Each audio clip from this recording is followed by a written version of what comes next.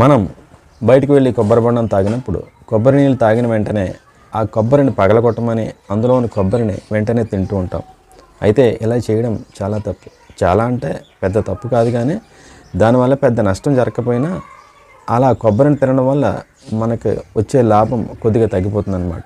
ఎలా అంటే కొబ్బరి నీళ్ళు మనం తాగిన వెంటనే అది వెంటనే అంటే ఒక పావు గంట లేదా అరగంటలో మన బ్లడ్లోని కలిసిపోయి మన శరీరానికి లవణాలను, మినరల్స్ మొదలగు వాటిని ఇవ్వడం ద్వారా తక్షణ శక్తిని మన శరీరానికి అందిస్తుంది.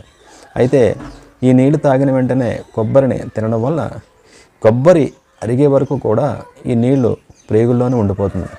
అంటే ఈ కొబ్బరి ఏం చేస్తుందంటే ఆ నీళ్లను అబ్జర్వ్ చేయకుండా కొంచెం సేపు అంటే అరగంట పైగా ఆపుతుందన్నమాట.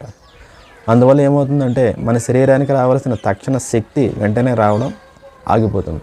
కాబట్టి మీరు కొబ్బరి నీళ్ళు తాగిన వెంటనే కొబ్బరిని తినకుండా ఒక అరగంట లేదా గంట పోయిన తర్వాత ఆ కొబ్బరిని తినడం మనందరికీ కూడా చాలా మంచిది. Thank you.